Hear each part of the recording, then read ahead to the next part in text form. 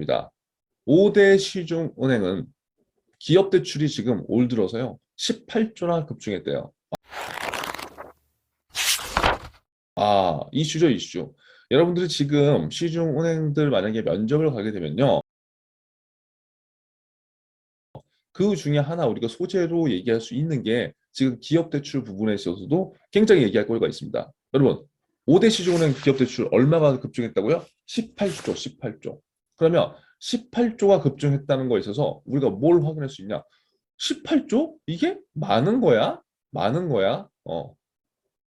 많은 거야? 그 다음에 두 번째, why? 왜 급증했어? 음. 이런 것들을 우리가 생각해 볼 필요가 있을까요, 없을까요? 있겠죠. 그리고 시중은행들 중에서 그러면 어디 은행이 기업 대출을 좀 더 많이 했을까? 그거 왜 궁금해야 돼요? 그 은행의 강점이기 때문에. 그렇죠? 자, 5대 은행 기업 대출, 가계 대출 한번 볼까요? 5대 은행. 딱 보면은 이런 지표를 여러분 잘 갖고 있어야 돼요. 여러분들 지금 오피니언 하잖아요. 매스경 5기. 그러면 오피니언 이런 거 노트에 이거 다 첨부하라고요. 아시겠죠? 자, 보시면 5대은행 기업대출 가계대출 보면은 와, 2021년 12월은 709조, 21년 3월은 703조. 와, 엄청 많죠. 그리고 연도별 1월, 2월 개인 사업자 대출 증가를 보세요. 개인 사업자 대출이 이렇게 쭉 여기 정점이었잖아요. 그러다가 지금 다시 이렇게 떨어졌는데 이 원인들을 한번 살펴볼게요. 시중은행의 기업대출 상승세가 3월까지 지속되면서 기업대출 상승세가 3월까지 여기 요거죠 지금 기업대출 여기 상승세가 3월까지 지속되면서 올해 들어 5대 은행의 기업대출이 지난해보다 18조 원 넘게 늘어날 것으로 집계됐다. 왜냐? 우리가 알아야 될 건 이거다. 기업들이 포스트 코로나를 대비해 투자를 늘리고 정부 정책에 따라 소상공인과 개인 사업자 대출이 급증한 영향이다. 이 신문기사의 핵심입니다. 여러분들이 아무것도 몰라도 이 신문기사 하나로 우리가 이렇게 공부할 수 있는 이유는 답을 주기 때문이에요. 지금 기업 대출이 이렇게 상승한 이유가 뭐다? 기업 대출이 18조 원 늘어난 이유는 기업들이 이 포스트 코로나를 대비해서 투자를 어떻게 했어요? 투자를 줄여요? 지금 이 상황에? 투자를 늘렸죠. 투자를 늘리고 정부 정책이 지금 현재 어떤 거예요? 소상공인과 개인 사업자 대출이 좀 이렇게 지원을 해주라. 이제 그런 거잖아요. 그렇기 때문에 은행의 기업 대출이 늘어날 수밖에 없는 상황이다. 금융권에서는 향후 경기가 둔화되고 정부 정책 자금의 지원이 끊기며 부실화의 내관이 될 수 있을 것으로 염려하고 있다. 이것도 맞아요. 그러니까 무조건 지원을 많이 해준다고 해서 좋은 건 사실 아니에요. 그러니까 예를 들어서 면접에서 이렇게 물어볼 수 있겠죠. 자, 지원자님, 지금 현재 이러한 상황에서 기업 대출이 이렇게 늘어나고 있는 것 같은데 금융기관에서 이렇게 대출을 해주는 것에 대한 본인의 생각은 어떤가요? 라고 했을 때 여러분들의 생각은 어느 정도는 얘기할 수 있어야 된다는 거예요. 그런데 중요한 거는 저는 A로 생각합니다. 저는 B로 생각합니다. 그게 중요한 게 아니라 내가 A로 생각하면은 A로 생각하는 이유가 분명히 있어야 되고요. B로 생각하면 B로 생각한 이유가 있어야 되는 거예요. 근데 제가 추천드리는 것보다 항상 양방향의 생각으로 얘기를 하는 게 좋다.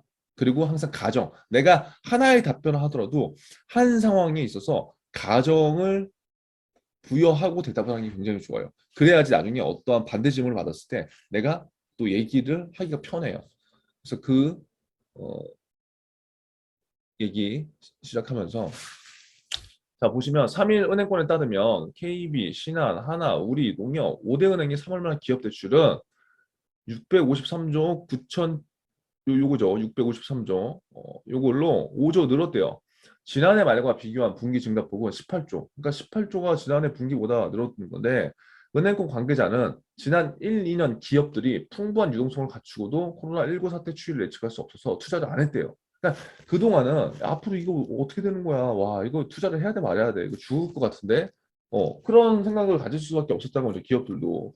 그렇기 때문에 투자를 제한했다는 거예요. 그래서 기업 대출 실적도 별로 좋지 않았다.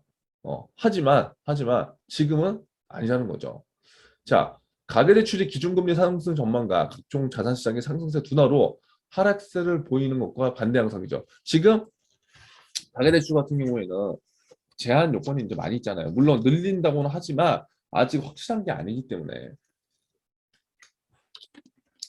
기업 대출은 코로나19 사태로 오랜 기간 지출을 자제해왔던 기업들이 본격적으로 투자를 확대 증가세를 나타나고 있다. 그러니까 같은 얘기 계속 반복되는 거예요. 투자를 지금 본격적으로 하려고 하기 때문에 대출이 늘어날 수밖에 없다는 거예요.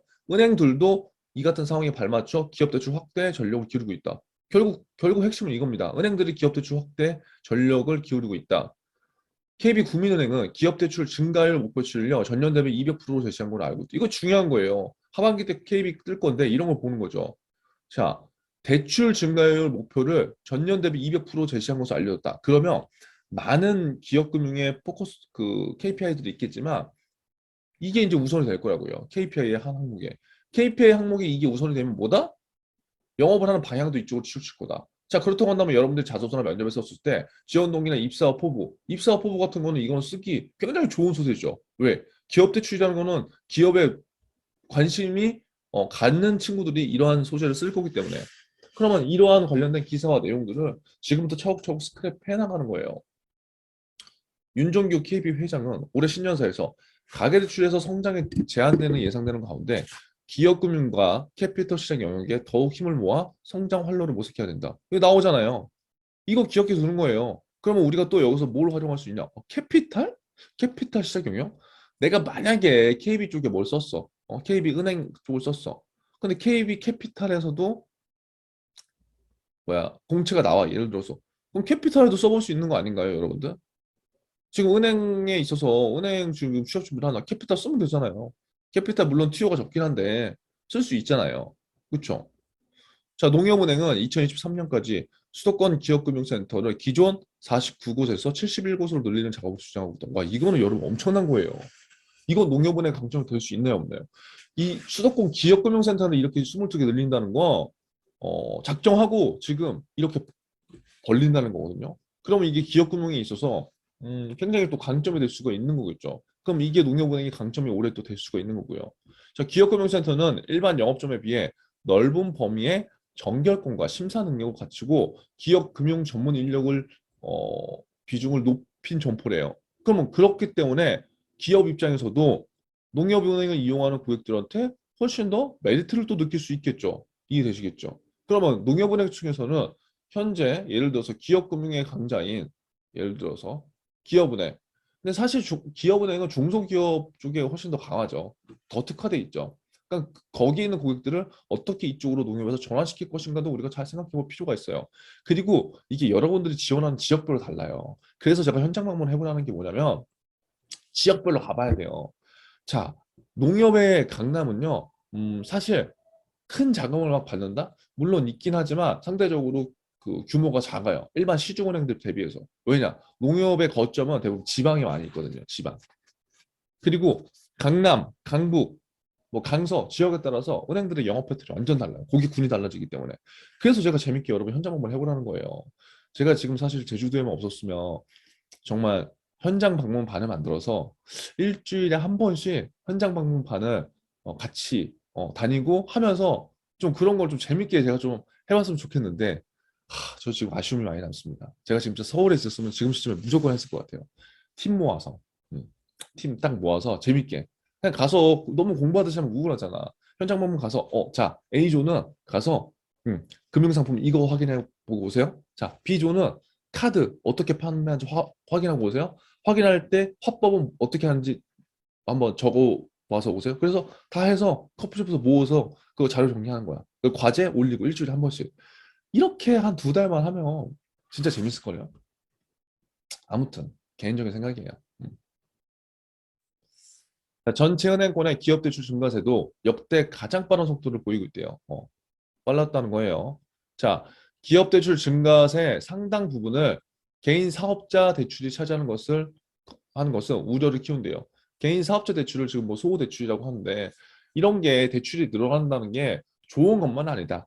은행 입장에서는 사실 이익이 나니까 좋죠. 하지만 제가 아까도 얘기했지만 부실채권이 이렇게 생기면 회수가 안 되면 연체가 되고 하면 이거 굉장히 부담이거든요. 그래서 사전에 이런 것들을 어떻게 관리할지도 은행 측에서는 굉장히 중요한 역할이 또 될 수 있는 거예요. 자, 개인사업자 대출은 역대 최대 증가폭을 보였던 지난해보다 상승세가 약간 둔화됐어요. 둔화됐지만 예년에 비해서는 여전히 빠른 수준이라는 거죠. 어. 그래서 은행권 관계자는 코로나19 방역 사태에 따른 소상공인 피해를 지원하는 정책 자금이 그러니까 정책 자금이라는 게 있어요. 정책 자금. 나라에서 이제 주관해서 하는 것들. 근데 그런 정책 자금들을 받으면 금리가 막 일반적으로 신용대출이나 이런 거 받으려면 막 4, 5% 되는데 정책 자금 1, 2%야. 그러니까 그 사업자분들은 이런 거 신청하는 게 훨씬 낫죠. 금리 자체가 낮으니까. 이해되시죠? 이 같은 소상공인 대출은 투자 목적보다 긴급 구호 성격이 강해서 부실률. 그러니까 부실률이 굉장히 중요한 게 뭐냐면 대출을 받았는데 대출에 대한 이자를 제대로 못 내거나 원금 상환이 안 돼 버리면 그게 굉장히 리스크한 거잖아요. 그러니까 이게 그 리스크가 있다는 거예요. 자, 코로나19 장기화로 만기 연장, 상환 유예 조치를 받은 대출액이 얼마다? 130조. 이것도 하나의 우리가 포인트를 갖고 갈 수 있다. 130조, 130조. 오늘의 숫자. 이것도 한번 기억을 해보세요. 130조가 지금 만기 연장이나 상환 유예 조치를 받았기 때문에 이 130조가 어떻게 잘 갚아지는지에 따라서 다른 것들에 영향을 줄 수도 있다. 그래서 여타 기업 대출과 달리 개인 사업자 대출 증가는 은행권 경영에 부담을 안겨줄 가능성이 있다는 거예요, 사실. 그래서 요 기사 한번 이렇게 또 봤고요.